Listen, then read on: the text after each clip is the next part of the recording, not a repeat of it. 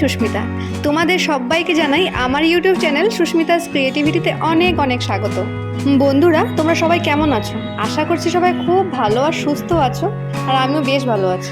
আজকে আমি তোমাদের সাথে শেয়ার করব ছাদে কোনো ধরনের লতা জাতীয় যদি গাছ হয় তাহলে সেটা যত্ন কিভাবে নেবে। আর আমরা সবাই জানি এই গরমকালে ছাদ কিন্তু হয় ভীষণ গরম, আর এই ছাদ গরমের জন্য আমাদের রুমগুলো কিন্তু বিশাল গরম হয়ে যায়, থাকতে পারা যায় না। আর সেই ছাদের গরমে লতা জাতীয় গাছগুলো কিভাবে বাঁচবে বলো? সেটা কি সম্ভব? আর গাছটা হলো মিষ্টি কুমড় গাছ। আর গাছটা কিন্তু প্রথমে খুব সুন্দর ছিল, একদম তাজা ছিল। তারপর যেভাবে গরম পড়া শুরু হয়েছে, গাছের কয়েকটা লতা না জ্বলতে শুরু হয়ে গেল। মানে এক দুটো লতা ছাদের গরমের জন্য জ্বলেই গেছিল। তারপর মনে মনে ভাবলাম আমাদের তো নারকেল গাছ রয়েছে, আর সেই নারকেল গাছে কিন্তু পরে অনেক পাতা। আর দেখো পিছনে কিন্তু অনেক নারকেল পাতা ছিল, সেগুলো সুন্দর করে কেটে আমি আস্তে আস্তে করে আমি ছাদে নিয়ে গেলাম। আর পাতাগুলো কিন্তু আমি নিয়ে রাখছি উপরে, আর গাছে বিকেলবেলা দেবো, কারণ এখন বিশাল রৌদ্র।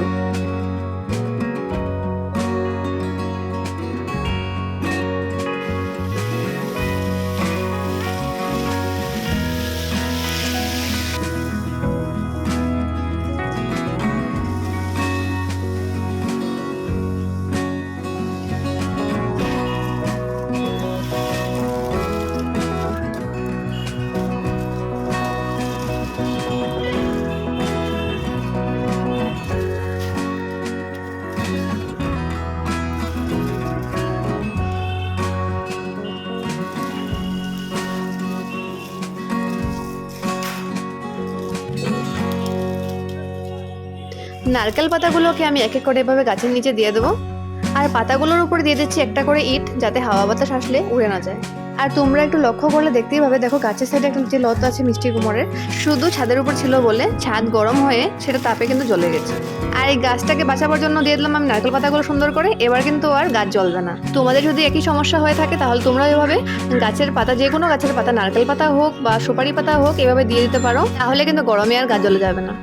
আর হতে পারে তোমাদের বাড়িতে নারকেল গাছ নাও থাকতে পারে বা সুপারি গাছ না থাকতে পারে, তাহলে কিন্তু পাড়া থেকে বা যে কোনো কারো বাড়ি থেকে নিয়ে আসতে পারো এভাবে নারকেল পাতা বলো, সুপারি পাতা বলো, সেগুলো এনে তোমরা গাছের নিচে দিতে পারো। আর তাহলে কিন্তু গাছটাকে তোমরা বাঁচাতে পারবে।